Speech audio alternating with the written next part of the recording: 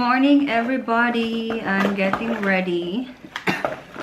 Gagala si Inday nyo. So, gagala muna ako before kami lilipad sa Pilipinas. And yes, you see it right sa aming thumbnail, no? Na uuwi kami ni Franco sa Pilipinas for Christmas.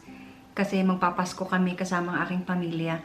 I know some of you will comment na bawal mag-flight kasi buntis. You know, I do appreciate sa mga advices nyo, sa lahat ng mga sinishare nyo, mga experience, mga ganyan. But before ako gumagawa ng mga bagay, I always consult to my doctor and to my midwife. Kaya, I always listen naman sa katawan ko before ako lumilipad. And so far naman talaga, no, sa awa ng Diyos, kahit may PCOS ako at mahirap yung pinagdaanan namin before ako nabuntis, ay sobrang healthy namin ni baby. Talagang yun yung pinagpapasalamatan ko. Wala ako masyadong like, alam niyo yung complication during pregnancy as sa mga naririnig ko sa inyo, yung mga experience nyo, ganito, ganyan. But still, thank you so much sa mga advices nyo. But rest assured na I am fit to fly. Going to the Philippines, you can actually fly as a flight attendant, ha. Iba-iba yung rules per airline. But if you're flying international, at least 32 weeks, pwede kang lumipad. International. I mean, 34 ata international and then domestic 32. I'm not quite sure, but each airline is different rules. So, you might as well check on that kasi yan yung rules ng airline na kung saan ako nagtatrabaho. But yes po, nirelease po ako ng aking doktor and aking midwife to fly to the Philippines kasi okay lahat ng check-up namin before kami lilipad sa Pilipinas.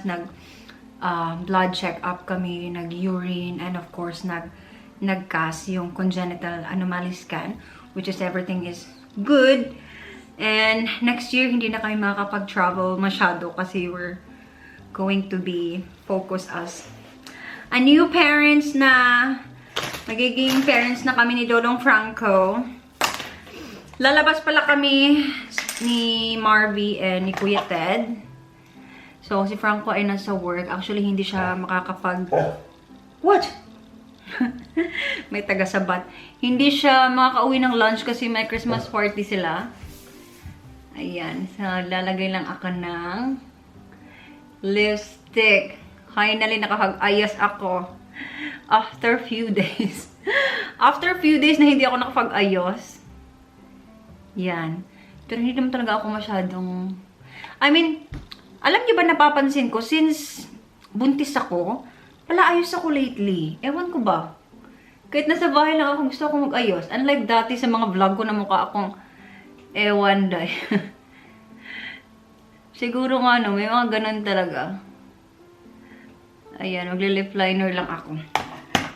This lip liner is from Rimmel. Cheap lang. And then I got a new lipstick from L'Oreal. Super, super ganda. I like the shades. Bagay sa aking skin tone. Medyo pumuti na nga ako ngayon kasi tag-winter time dito sa UK. But, super excited kong umuwi ng Pilipinas. And yes, sa Pilipinas po natin gagawin yung gender reveal natin. Together with my family. Kasi super importante itong okasyon na to para sa amin, para sa akin. And sobrang tagal na din since nakapagpasko ako sa Pilipinas. Although lagi kaming umuwi yearly sa Pinas. Pero ang tagal na since nagpasko kami. Like si Franco, hindi pa siya nakapagpasko sa Pinas. It's gonna be his first time na magpasko doon. So, we are looking forward. Siyempre, iba pa rin talaga magpasko sa Pilipinas, di ba? Tsaka kasama mo pa yung pamilya mo. Ayan. Spread lang.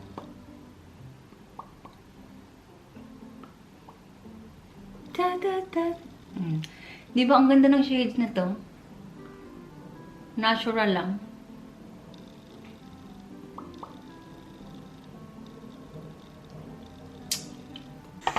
Ayan. So, of course, pag lilipad ako sa Pilipinas, dadalhin ko yung mga certificate na my doctor and my midwife actually allowed me to fly. And I am fit to fly kasi may mga certificate akong dadalhin. Just in case, hahanapin ng airline para may maipakita tayo. Super excited na akong umuwi kasi gusto ko nang kumain ng tinolang manok na may malunggay. Kasi yung sabi niyo makakapagpagatas, di ba?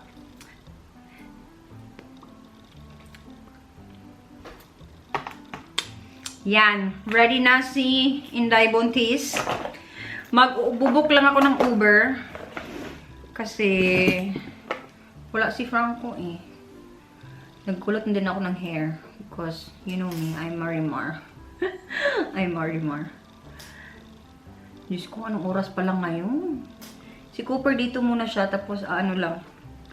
Iwanan ko lang siya ng pagkain and water. Mapagkakatiwalaan na tong batang to. Sa bahay. Hindi siya umiihi, hindi siya tumatay sa loob, which is good. Yan. Naririnig mo? Pala sagot na. Diba? Nakapag-ayos si Inday. Do you think mommy looks good, Coop? Yan. Hindi ko na siya sinisira kasi kusa naman siya magda-down. Sana ganito lagi yung buhok ko, no? Gusto ko talaga kulot yung buhok ko. Mas gusto kong kulot siya kaysa sa straight. Kasi pag straight yung buhok ko, parang mas lumiliit lalo yung mukha ko. Mag-book na ako ng Grab and see you sa aming meet up location. Magla-lunch lang kami din, yun lang. Outfit check ni Inday. Lang ako. This is maternity outfit. Yan, nakaganyan ako. And then ganyan. Ayan, para si baby secure. Tapos, pala, maglalagay ako ng pangloob dito. Kasi malamig. Ayan na si Marvy. Andito kami sa restaurant. So, dito kami kumain before. So, kung nakita niyo yung first appearance ni Marvy sa first vlog, anong nagbago sa kanya? Huh? Hello? Gigubo? Huh?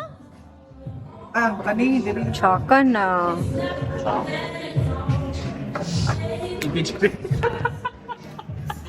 Nasira po yung Apple Watch niya. Wala pang birthday po. At nasira na yung Apple Watch ni Maave. Ay, ganoon ko. Ay, gamay, lagi kang nong. Mas gamay pa kang nong na ako. Hello everyone! Ayan na si Hello you guys! Si Wenke. Ganoon ko. Nice ba yung camera day? Ang kano? Palit ko nila. Oh, ba't may 600? Hi, Sid! Say hi to my vlog. Ano naman? Wala. Nako na siya. Na-dislocate. Hindi naman siguro ito makakaon-an eh. Naku, chiropractor. Yan ang po sa umahan. Kasi may pregnancy chula lutid na. Ano siguro? Pregnant woman. Pumunta na. Kaya mga flex-flex sa mga legs. Gusto lagi ko Nindot lagi mga camera eh. Hi guys! Maraming salamat po sa panonood nyo ng Franco and Joanna. Ako sundugon si Joanna. Sige, sundo. Hello mga malabs! Ikaw na din ko mag-vlog! Hello mga my loves! Pupunta kami ngayon sa Central London. Kasama ko ang aking ate. At yung nakikita nyo my loves, na-scam kami niyan. Sasabihin ko lahat later. Dito na yung order namin. I got pasta bolognese. Same kay Sid. Mavi got pizza. Si Kuya Ted andun sa appointment niya. Anong ginawa niya pala, sis? Kain tayo.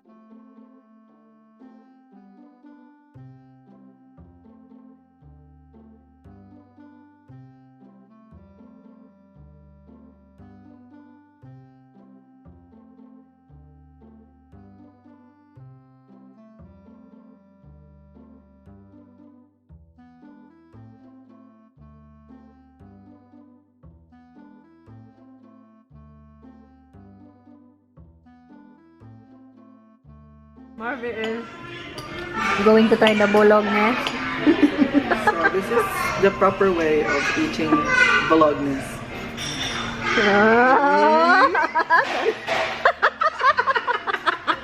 Kasi sa relasyon. Sige na ba? Dali ka! Ano naman? Oh, Bawal. Ano? Oo, si Sid. isa lang. Igat pa more. Dali man siya man ka. And I am home. Si Franco umuwi. Kanina lang. And then nag-gym siya. So, hindi natin makakasama si Franco for today's vlog kasi ayoko nang antayin siya. Maya pa yun matapos sa gym niya. Anyway, I'm going to end the vlog. But before that, mag-skincare muna ako. Kasi,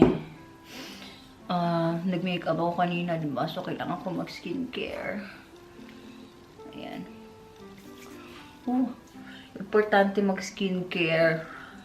Since puntis ako, tonight ko yung mga skincare ko kasi may mga ingredients yung old na skincare ko na bawal sa mga buntis. So, itong skincare ko ngayon is approved sa aking doctor. Minake sure ko talaga na na okay. Saglit lang kami gumala kanina, like, mga 2 hours lang ako doon. Literal na kumain lang kami kasi nag-advance birthday lunch kami for Marvy's birthday. So, ayun. Catch up lang with the friends kasi ang tagal-tagal din namin hindi nakapag-bonding. As you can see, yung dito ko, dry. Tapos namamalat siya during winter time. Tapos pag namamalat siya, meron siyang discoloration. Ewan ko ba? Hingal na hingal na ako, gusto ko. Struggle is real na talaga, day. Ayan. So, serum and then eye cream. Yan lang yung skincare ko sa gabi. Ayan. I-share ko tong skincare sa inyo pag once na okay talaga siya sa akin. Kasi, ilang beses ako nagpalit ng skincare during my whole pregnancy. Kasi yung pinakauna or pangalawa, hindi siya okay sa akin. But, much better na mag-consult kayo sa mga doctor nyo. Lalo na pag buntis kayo. Eye cream. Kasi malapit na tayo maging zombie. Malapit na tayo maging zombie next year. Paglabas ni baby.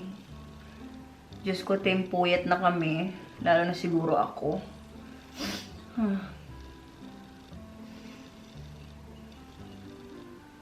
And skincare is done. So, ayun lang. Mag-end lang tayo ng vlog for today. And I'm so excited na umuwi sa Pilipinas. Kasi medyo malamig din talaga dito. Alam niyo naman ako, hindi ako fan ng winter time.